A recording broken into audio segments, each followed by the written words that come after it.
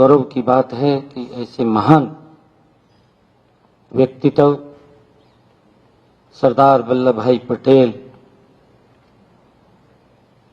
जिनका पूरा जीवन इस देश के लिए रहा, देश के लोगों को समस्याएं न रहें उसके लिए रहा।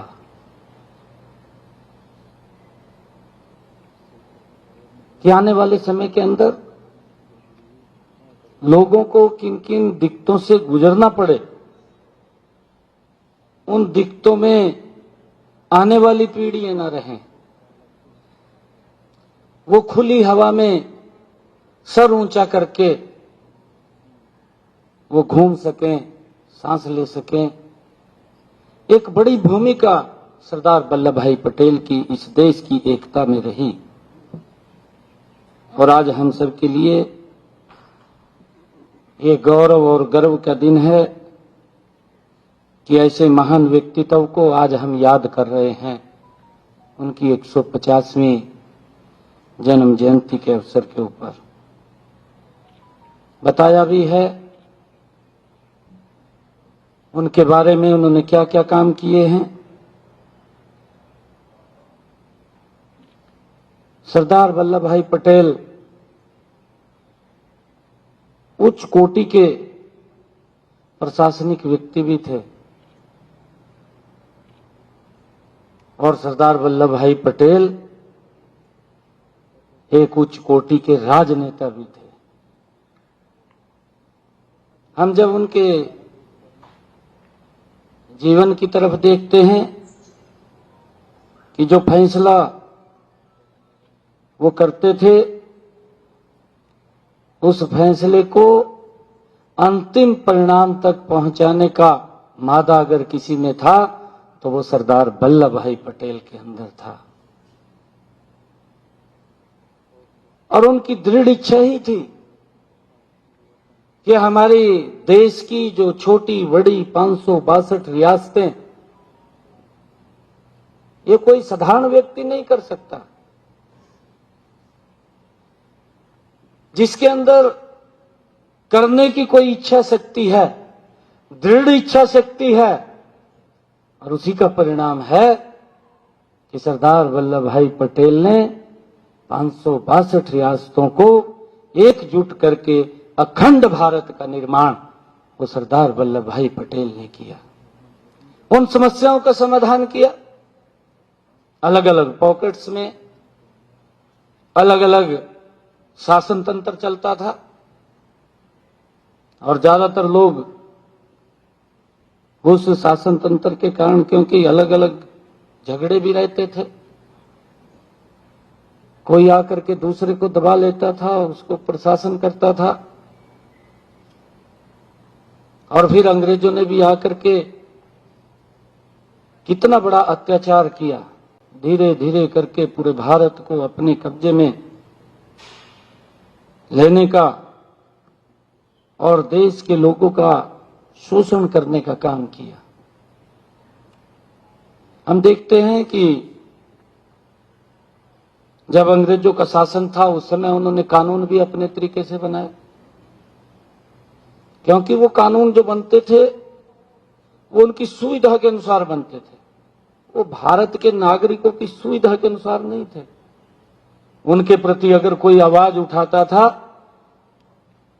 तो उसको भी कितनी प्रकार की यातनाएं वो दी जाती थी, परंतु अब हमने देखा है कि उस अंग्रेजों के कानून को भी समाप्त करके भारत पिनल कोड के भारत के अनुसार वो कानून बने हैं। देश की जो समस्याएं थी, चाहे हम अभी चर्चा भी हुई है उसकी, जम्मू कश्मीर के अंदर लंबे समय से पूरा देश उसको भुगत रहा था।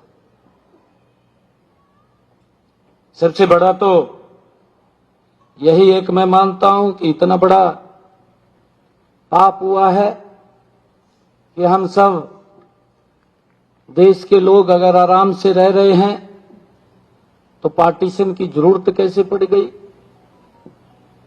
ये पार्टीशन की जब हुआ, हम एक तरफ तो स्वतंत्रता का हर्षोल्लास से उसको मना रहे थे, दूसरी तरफ लाखों लोगों का बलिदान भी उसके अंदर हुआ था।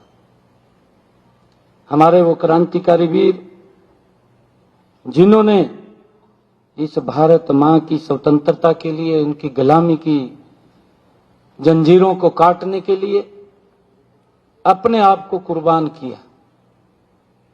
इतिहास के अंदर हम भी वो जब देखते हैं पीछे मुड़ करके कि एक ऐसा व्यक्ति जिसको हमारे इस देश की ना भौगोलिक स्थिति के बारे में मालूम है, ना उसको यहाँ के सांस्कृतिक स्थिति के बारे में मालूम है, जो कभी भारत में भी नहीं आया, ऐसा व्यक्ति आता है, रेड क्लिफ नाम का व्यक्ति आकर के एक लाइन खींच करके चला जाता है कि भारत है, पाकिस्तान है।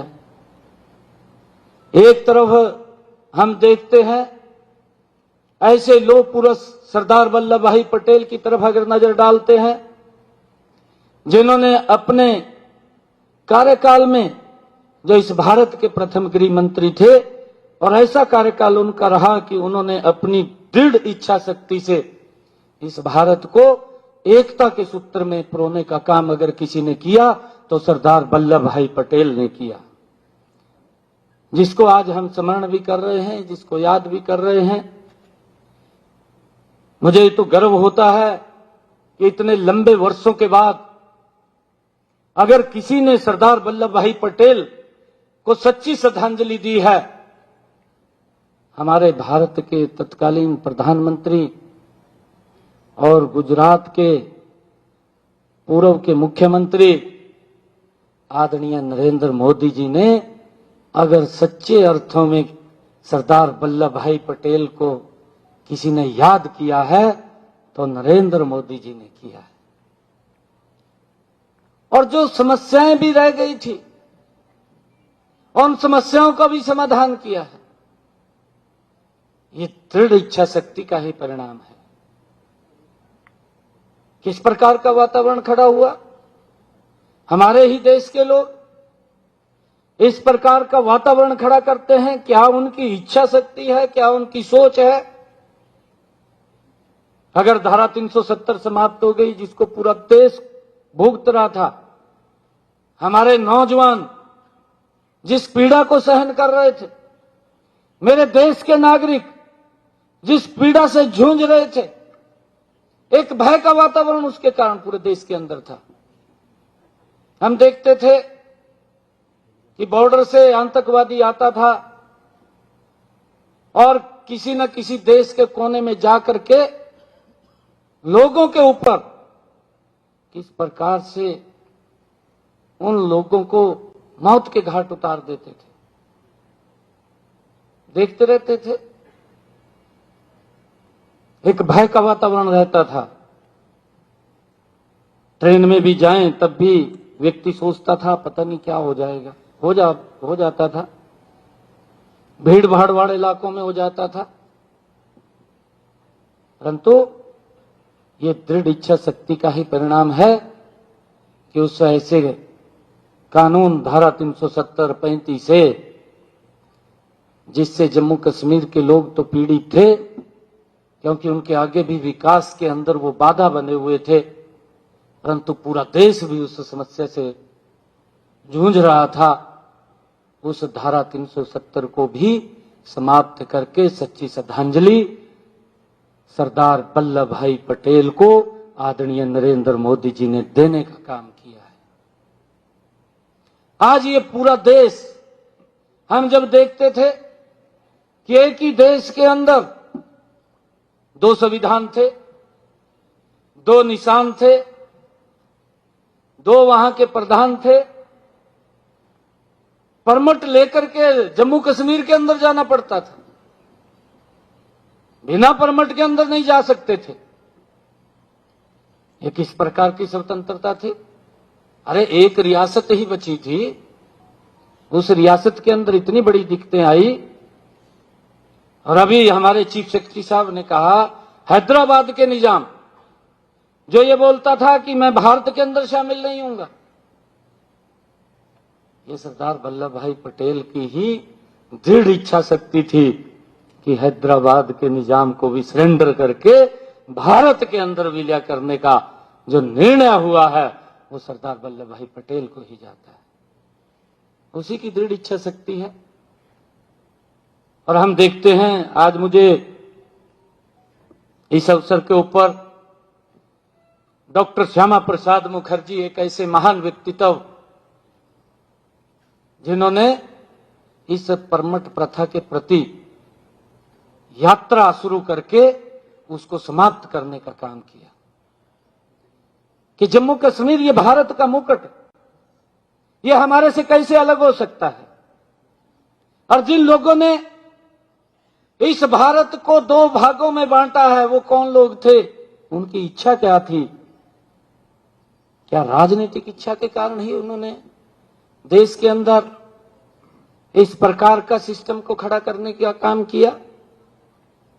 भोले भाले लोगों को किस प्रकार से लाखों की संख्या में लोग बेघर हो गए हैं, ये नहीं सोचा? अरे परिवार के अंदर अपने खुशी से व्यक्ति रह रहा है, अपने परिवार को आगे बढ़ा रहा है, अपने बिजनेस पे जा रहा है, अपनी खेती कर रहा है, परंतु ऐसा वातावरण खड़ा हो जाता है कि व्यक्ति को अपना बिजनेस भी छोड़ करके जाना पड़ता है, अपना घर भी छोड़ करके निकलना पड़ता है, अपना कारोबार भी छोड़ करके जाना पड़ता है और टेंट में जीवन व्यतीत करना पड़ जाता है। इसका भी कोई जिम्मेवार होगा? ये ऐसे कौन लोग थे जिन्होंने देश के लोगों के साथ इस प्रकार का वो मंजर खड़ा करने का काम किया? मुझे आज खुशी है कि सरदार वल्लभ भाई पटेल जैसा व्यक्तित्व, जिन्होंने इस देश को एकता के सूत्र में बांधते हुए आपस में भाईचारे का भी संदेश दिया। आदरणीय प्रधानमंत्री जी ने जब स्टैच्यू ऑफ यूनिटी का निर्माण किया, ये विश्व की सबसे बड़ी प्रतिमा सरदार सरोवर बांध, उसके किनारे के ऊपर इसका निर्माण हुआ और हर वर्ष रन फॉर यूनिटी के माध्यम से एकता की दौड़ कि पूरा देश एक साथ चले, एक साथ आगे बढ़े, यह आदरणीय नरेंद्र मोदी जी की सोच थी। और हमें ऐसे अवसर के ऊपर ये संकल्प लेकर के ऐसे महापुरुषों को जब हम याद करते हैं तो हमने इस देश को मजबूती से आगे बढ़ाना चाहिए। ये किसी एक व्यक्ति का काम नहीं होता। हमारे ऐसे व्यक्तित्व यहां बैठे हैं, पूरे हरियाणा के कोने कोने से आप लोग हैं और हरियाणा के हर कोने से, हर गांव से, हर घर से व्यक्ति यहां पर कुछ इच्छाएं लेकर के भी आपके बीच में यहां पर आता है। उसको होता है कि हमारा काम यहां से होगा और हम सेक्रेटेरिएट के अंदर जाएंगे। हम सब की भी ये बड़ी जिम्मेवारी बनती है कि सरदार वल्लभ भाई पटेल के इस जयंती के अवसर के ऊपर हम सब ये संकल्प लेकर के कि हमारा हरियाणा ये आगे बढ़े।